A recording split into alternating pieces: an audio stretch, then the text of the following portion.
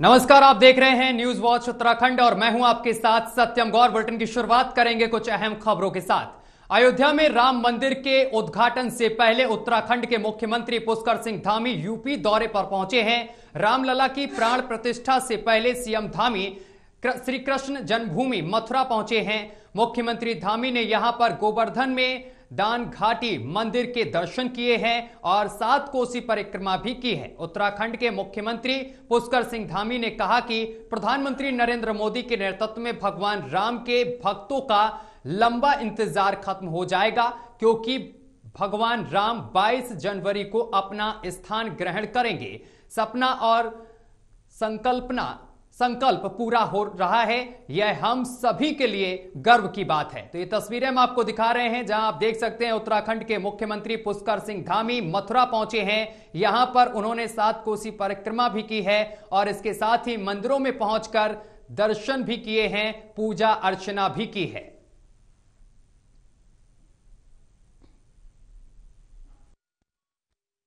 भगवान योगेश्वर की भूमि है, यहाँ आना दर्शन करना अपने आप में बहुत सौभाग्य की बात है। मैं सौभाग्यशाली मानता हूँ। मैंने भगवान से प्रार्थना की है, भगवान योगेश्वर से प्रार्थना की है, गिरिराज बाबा से प्रार्थना की है कि सबकी सुख समृद्धि हो, सुख शांति हो, हमारा राज्य और देश आगे बढ़े। माननीय प्रधानमंत्री मोदी जी के नेतृत्व में हम जिस तेज़ी से आगे बढ़ रहे हैं, विश्वगुरु के पद पर हम आरूढ़ हों।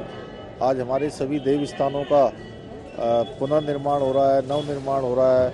आध्यात्मिक चेतना जो भारत के अंदर जागृत हुई है, वो पूरे विश्व के अंदर हमारे प्रधानमंत्री जी के नेतृत्व में जा रही है। भगवान सब पर कृपा करें और सभी का कल्याण करें। नया साल आ रहा है, नए साल में हम पिछले सालों में जो हमने अपने को आगे बढ़ाया है, बहुत सारी कामों को शुरू किया है, बहुत सारे पूरे किए हैं, बहुत सारे नव कार्य शुरू होने हैं, उन सभी पर संकल्पबद्ध होकर हम आगे बढ़ेंगे और भगवान की कृपा से सब पर हमको सफलता मिलेगी। हमारे प्रधानमंत्री जी का मार्गदर्शन और निर्देशन है लगातार। उन्होंने कहा है कि 21वीं सदी का तीसरा दशक उत्तराखंड का दशक होगा। वो दशक बनाने के लिए हर एक उत्तराखंडवासी अपने कर्तव्यों का ठीक प्रकार से उनका पालन करेगा, अपनी कर्मठता से, अपनी योग्यता से, और सभी लोग एक टीम भावना से काम करेंगे। मुख्यमंत्री पुष्कर सिंह धामी ने सभी विभागों को अपनी भूमि को कब्जा मुक्त कराने और सरकारी भूमि से अतिक्रमण हटाने के निर्देश दिए हैं। इसी क्रम में जिला प्रशासन देहरादून ने जिला अधिकारी सैनिका के नेतृत्व में अतिक्रमण पर लगातार कार्रवाई कर रही है। बता दें चले कि देहरादून में विकास नगर की शक्ति नहर किनारे बसी, आपको बता दें चले कि UJBNL प्रशासन और पुलिस की संयुक्त टीम ने शुक्रवार से अतिक्रमण हटाओ अभियान शुरू कर दिया है। सबसे पहले कुंजा में JCB से पक्के निर्माण तोड़े गए हैं। मौके पर SDM विनोद कुमार, SP देहात कमलेश उपाध्याय और इसके साथ ही CO विकास नगर भी मौजूद रहे हैं। ये तमाम तस्वीरें हम आपको दिखा रहे हैं किस तरीके से JCB के द्वारा ये कार्रवाई की जा रही है। सभी चौकियों के करीब 100 पुलिसकर्मी और UJBNL के अधिकारी भी मौके पर मौजूद रहे हैं। वहीं कार्रवाई के दौरान बड़ी संख्या में लोगों की भीड़ भी जुटी रही है। तो ये तस्वीरें हम आपको दिखा रहे हैं। अतिक्रमण हटाओ अभियान उत्तराखंड में बड़ी तेजी से चल रहा है। इसी क्रम में कई मकानों को ध्वस्त किया गया है और सरकारी जमीन को अतिक्रमण मुक्त कराया गया है। 106 जगह से अतिक्रमण हटाया गया है। बड़ी कार्रवाई उत्तराखंड में देखने को मिल रही है।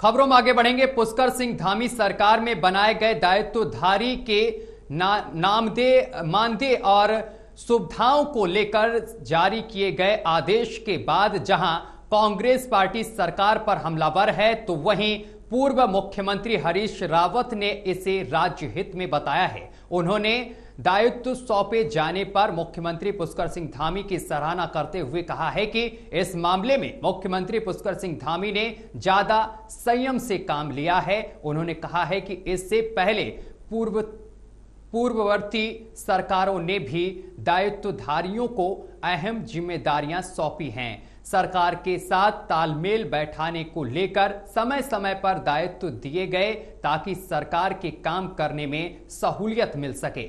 इसलिए धामी सरकार की तरफ से बनाए गए दायित्वधारी एक अच्छे वर्किंग हेड के रूप में काम कर सकें, बशर्ते यह इस बात पर निर्भर करता है कि सरकार उनसे क्या काम ले रही है।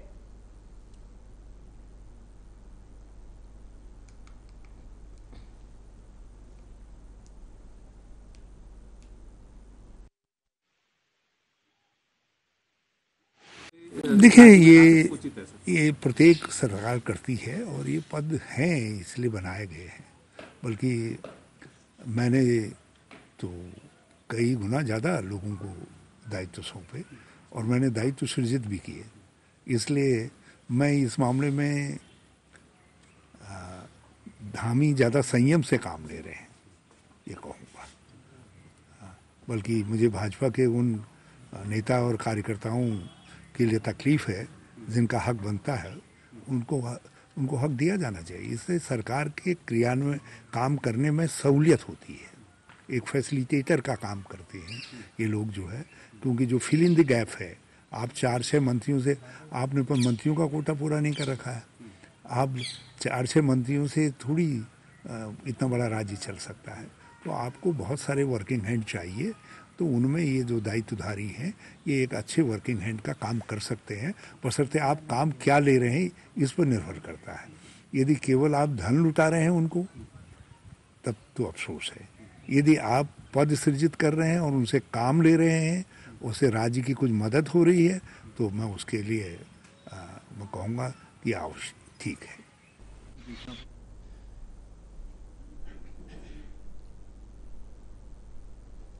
खबरों में आगे बढ़ेंगे। बीजेपी ने कांग्रेस द्वारा आयोजित भारत न्याय यात्रा पर निशाना साधा है। निशाना साधते हुए बीजेपी ने तंज कसा कि 6 दशकों तक सत्ता में रहकर जनता के साथ अन्याय करने वाले अब न्याय यात्रा का ढोंग कर रहे हैं। भारत जोड़ो यात्रा के बाद 3 राज्यों में मिली हार ने बता दिया है कि भारत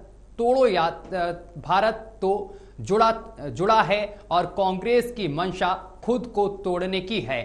बताते चले कि पार्टी मुख्यालय में मीडिया के सवालों का जवाब देते हुए बीजेपी विधायक विनोद चमोली ने कहा है कि जिन्होंने पहले भारत जोड़ने की यात्रा निकाली, उसका परिणाम यह हुआ कि 3 राज्यों में उनकी सरकारों को जनता ने उखाड़ दिया।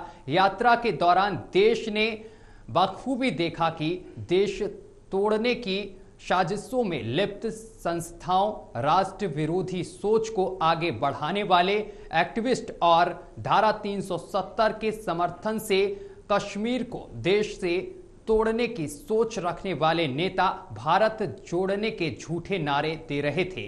यही वजह है कि जनता ने 3 राज्यों के चुनाव परिणाम में बता दिया कि प्रधानमंत्री नरेंद्र मोदी के नेतृत्व में एकजुट भारत विकसित देश बनने की यात्रा पर अग्रसर है। लिहाजा कांग्रेस को कुछ जोड़ना ही है तो अपनी पार्टी को राष्ट्रीय भावना से जोड़ने की जरूरत है। बीजेपी ने कटाक्ष करते हुए कहा है कि यह न्याय यात्रा भारत के लिए नहीं बल्कि कांग्रेस के साथ न्याय करने की यात्रा है।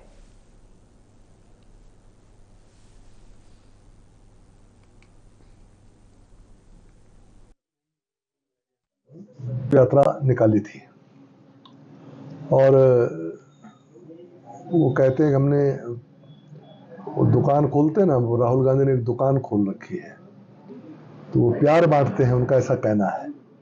पूरा देश उनको समझ रहा है कि ये दुकानें सिर्फ राजनीतिक दुकान है और अपने अस्तित्व को बचाने की दुकान है। आज जो ये यात्रा निकाली जा रही है, पिछली यात्रा के परिणाम उन्होंने देख लिया। आज 3 राज्यों में भारतीय जनता पार्टी की प्रचंड बहुमत की सरकार बनी है।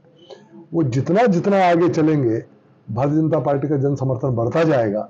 मैं तो कहता हूं उनको उत्तराखंड में भी आना चाहिए ताकि उत्तराखंड में भी भारतीय जनता पार्टी को एक तरफा जीत मिले और जिस ओर हम आगे बढ़ रहे हैं।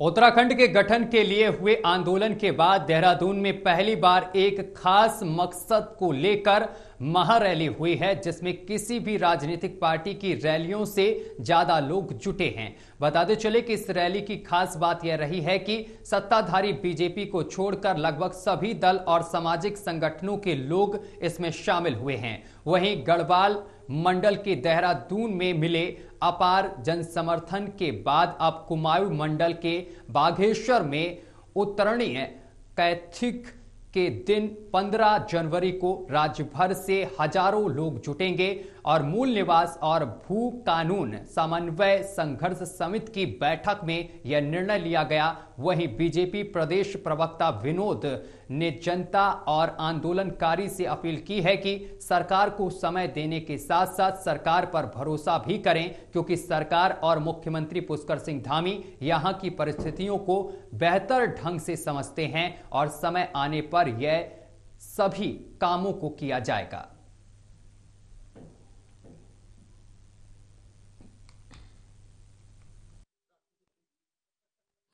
निश्चित रूप से मैं पहले ही कह चुका हूं कि माननीय पुष्कर सिंह धामी जी यहाँ की परिस्थितियों को और हमारी सरकार यहाँ की परिस्थितियों को अच्छी तरह समझती है कि इस राज्य के लिए क्या अच्छा हो सकता है, भू कानून किस तरह का बनना चाहिए, इस राज्य का सर्वांगीण विकास भी हो, इस राज्य के जो यहाँ के रहने वाले लोग हैं उनका हक हकूक भी बरकरार रहे। इसलिए मेरी जनता से अपील है, आंदोलनकारियों से भी अपील है, वो भी सारे अपने हैं, उन सब से भी अपील है कि वो सरकार पर भरोसा रखें और सरकार को समय दें और माननीय पुष्कर सिंह धामी जी और भारतीय जनता पार्टी को समय दें कि समय आने पर निश्चित रूप से इन सब कामों को समुचित तरीके से किया जाएगा।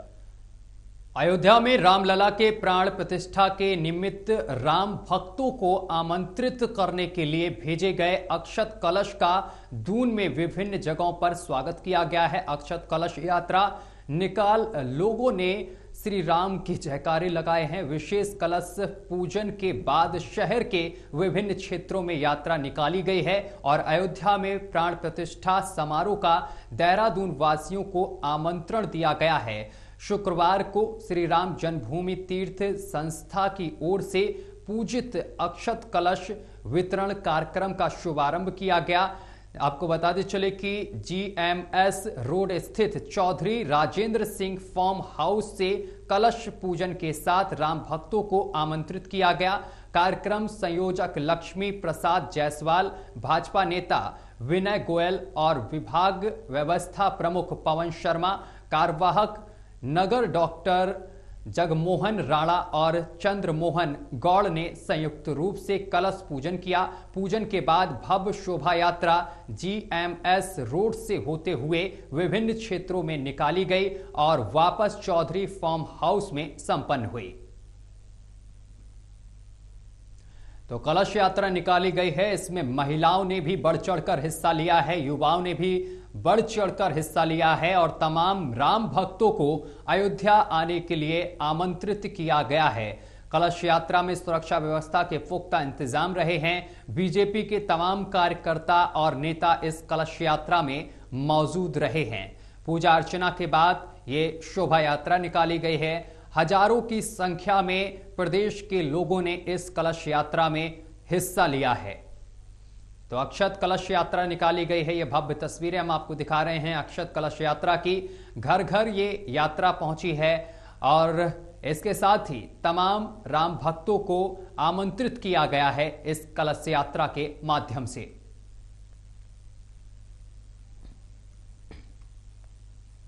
उत्तराखंड सरकार ने राष्ट्रीय स्वास्थ्य मिशन के अंतर्गत संचालित क्वालिटी इंश्योरेंस कार्यक्रम के तहत प्रदेश के 144 राजकीय चिकित्सा इकाइयों का चयन 2022-23 के कायाकल्प अवार्ड के लिए किया है।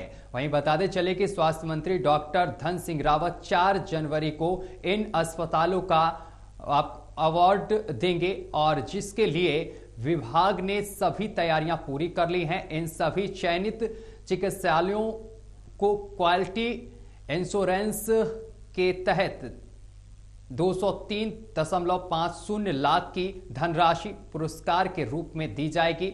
चिकित्सा, स्वास्थ्य और चिकित्सा शिक्षा मंत्री डॉक्टर धन सिंह रावत ने कहा है कि कायाकल्प अवार्ड का मूल्यांकन चिकित्सा और चिकित्सालयों के रखरखाव, स्वास्थ्य और बायोमेडिकल वेस्ट मैनेजमेंट, इंफ्रास्ट्रक्चर और infection control practices, hygienes, promotion के लिए इन तमाम बिंदुओं पर दिया जाएगा और जिसके तहत वर्ष 2022-23 के लिए सूबे की 144 चिकित्सा इकाइयों का चयन किया गया है, जिसमें 10 जिला चिकित्सालय, 12 उप जिला चिकित्सालय, 16 सामुदायिक स्वास्थ्य केंद्र, 41 प्राथमिक स्वास्थ्य केंद्र और शहरीय प्राथमिक स्वास्थ्य केंद्र शामिल हैं, जिन्होंने तमाम जगह पर अपनी प्राथमिकता दी है। और उन्होंने इसके साथ कहा है कि वित्तीय वर्ष 2021-22 में कायाकल्प अवार्ड के लिए सूबे की मात्र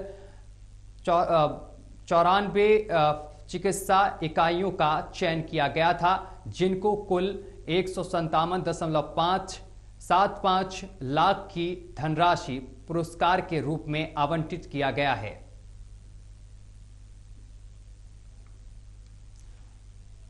तो सूबे के 144 अस्पतालों को चयनित किया गया है। इन अस्पतालों को पुरस्कार दिया जाएगा। 4 जनवरी को अस्पतालों को अवार्ड दिया जाएगा।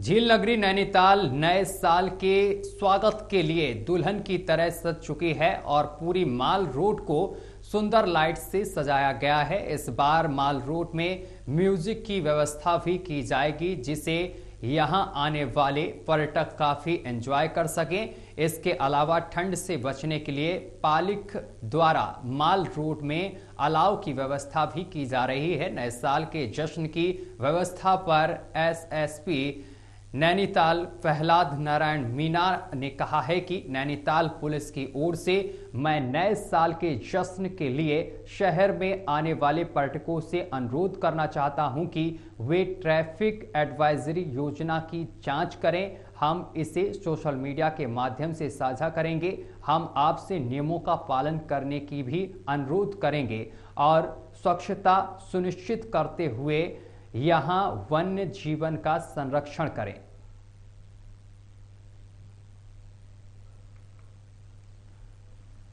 तो नए साल को देखते हुए नैनीताल को दुल्हन की तरह सजा दिया गया है और सरकार ने और इसके साथ ही प्रशासनिक अधिकारियों ने ट्रैफिक नियमों का पालन करने के लिए तमाम पर्यटकों से अपील की है।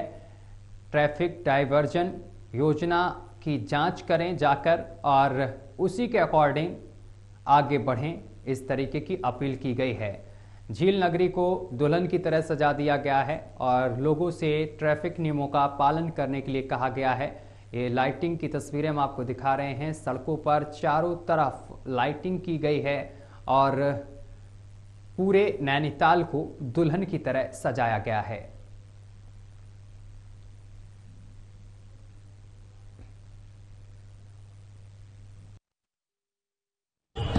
न्यू ईयर के लिए नैनीताल में जितने भी टूरिस्ट आ रहे हैं, आप सभी से नैनीताल पुलिस की तरफ से रिक्वेस्ट है कि आप आने से पहले एक तरह का ट्रैफिक जो प्लान है, वो जो डाइवर्जन प्लान है, उसको ठीक से देख लीजिए। हम इसको सोशल मीडिया के माध्यम से शेयर करेंगे। इसके साथ ही चूंकि आप नैनीताल जैसे डेस्टिनेशन पर आ रहे हैं, तो हम आपसे उम्मीद करेंगे कि आप यहाँ रूल्स के फॉलो करने के साथ में जो यहाँ की वाइल्ड लाइफ है उसको भी बचाएंगे। साथ ही यहाँ पे किसी तरीके की जो है आप गंदगी नहीं फैलाएंगे। जो यहाँ का एक फॉरेस्ट की सैंटिटी है, आप उसको बना के रखेंगे। मादक पदार्थों का यहाँ पे किसी तरीके का सेवन नहीं करेंगे। जो यहाँ के स्थानीय लोग हैं उनसे मेरा अनुरोध है कि आप अपनी यात्राएं पहाड़ में करने से या पहाड़ से अगर आप मैदानी क्षेत्रों में जा रहे हैं, उससे पहले यहाँ का जो ट्रैफिक प्लान है उसको देख लीजिए। आप सभी के लिए नववर्ष मंगलमय हो, आप सभी स्वस्थ रहें, आप सभी कुशल रहें, ऐसी मेरी नववर्ष में आप सभी को शुभकामनाएं।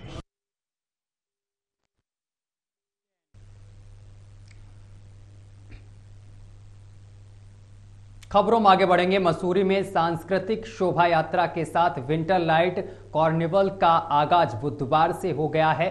विंटर लाइट कार्निवल के तहत आयोजित स्टार नाइट कार्यक्रम में हिमाचल के मशहूर गायक विक्की चौहान और प्रियंका महर के गीतों ने समा बांध दिया। कार्यक्रम में प्रस्तुति देने पहुंची प्रियंका महर ने अपने गीतों से दर्शकों का दिल जीत लिया है और मंत्रमुग्ध कर दिया है और लगातार एक के बाद एक गढ़वाली, हिमाचली और हिंदी गाने सुनाकर जमकर तालियां बटोरी हैं। हिमाचल के मशहूर गायक विक्की चौहान के मंच पर पहुंचते ही श्रोताओं ने तालियां बजाकर उनका स्वागत किया है। विक्की चौहान ने, आपको बताते चले कि महासू देवता की वंदना से कार्यक्रम की शुरुआत की है और सभी की फरमाइशों को भी पूरा किया है। फरमाइशों पर उन्होंने गाने भी सुनाए हैं। वहीं दर्शक दीर्घा महिला और पुरुषों द्वारा जमकर नृत्य किया गया है। विक्की चौहान ने कहा है कि मसूरी आकर उन्हें यहाँ के लोगों का बहुत प्यार मिला है और वह पिछले कई वर्षों से मसूरी विंटर लाइट कार्निवल में अपनी प्रस्तुति दे रहे हैं। वहीं प्रियंका महर ने कहा है कि पहाड़ों की रानी मसूरी से उन्हें बेहद पसंद है और उन्होंने अपने गीत के माध्यम से भी यहाँ की खूबसूरती को बयां करने की कोशिश की है। तो ये तमाम तस्वीरें हम आपको दिखा रहे हैं। देख सकते हैं मसूरी में किस तरीके का कार्यक्रम किया गया है, जिसमें भारी संख्या में दर्शक पहुंचे हैं। विक्की चौहान देख सकते हैं स्टेज पर किस तरीके से संगीत प्रस्तुत करते हुए देखे जा सकते हैं। कार्निवल में जमकर थिरके हैं दर्शक और श्रोताओं की फरमाइश को भी विक्की चौहान ने पूरा किया है। इस भीड़ में मजा आएगा कार्यक्रम करने का, क्योंकि मसूरी की जो भीड़ है और जब भी मैं यहाँ आया हूँ लोगों ने बहुत प्यार दिया है और बहुत ही मजेदार यहाँ पर क्राउड है और वो पहाड़ी गीतों को, पहाड़ी संस्कृति को, पहाड़ी कल्चर को, पहाड़ी गीतों को बहुत पसंद करते हैं। और मुझे अच्छा लगता है कि अपने लोगों के बीच आके जो लोग मेरे गीतों को सुनते हैं और जिन्होंने मुझे इस मुकाम पे पहुंचाया, आपके चैनल के माध्यम से उनका मैं सब लोगों का शुक्रिया करता हूँ कि आपने इतना प्यार दिया। Thank you. ये ब्लेसिंग्स होती हैं लोगों की, शायद कुछ चीजें ऐसी होती है जो समय के साथ फेड आउट हो जाती है। बहुत बड़ा एक्सीडेंट हुआ था, उससे बाहर उभरा हूँ। उभरने के बाद वो जो चीजें थी, शायद वो ब्लेसिंग्स मेरे पेरेंट्स की थी, मेरे उन चाहने वालों की थी, जिनकी वजह से मैं आज भी आप सबके बीच स्टेज पे गा रहा हूँ। तो आजकल जो पॉपुलर चल रहा है वो किंदे चाले बाटिनो किंदे चाले तू ठुमक ठुमक माया किंदे चाले तू। Thank you. मैं ये कहूँगी कि मुझे बहुत मज़ा आया। पहली बार मैंने मसूरी में शो किया है। मैं बहुत बार मसूरी आई और विंटर कार्निवल में मेरे को हमेशा से परफॉर्म करना था। इस बार मैंने किया और जनता ने इतना सपोर्ट किया। आर्टिस्ट को जब तालियां ज़्यादा मिलती हैं तो उसको और मज़ा आता है, वो और एंटरटेन करता है। तो बहुत मज़ा आया और मैं दोबारा भी आना चाहूँगी। तो मेरी शुरुआत पहाड़ी गानों से ही हुई है। तो हमेशा मैं ज़िंदगी में कहीं भी, ऑब्वियसली मुझे बहुत आगे बढ़ना है, तो मैं कहीं भी ज़िंदगी में अपने आगे जाऊँ, कहीं भी पहुँचूंगी, पर मैं अपने पहाड़ी गानों को कभी नहीं छोड़ूंगी, क्योंकि मैं खुद पहाड़ी गानों में डांस करना पसंद करती हूँ। तो मैं हमेशा ही, और आप एक चीज़ आप सभी लोग देख रहे होंगे कि अब उत्तराखंड के गाने बाहर भी लोग सुन रहे हैं। इंडिया लेवल पे गाने चल रहे हैं, ठुमक ठुमक सबको पता है, मतलब सिर्फ पहाड़ी लोग ही नहीं सुनते उसको।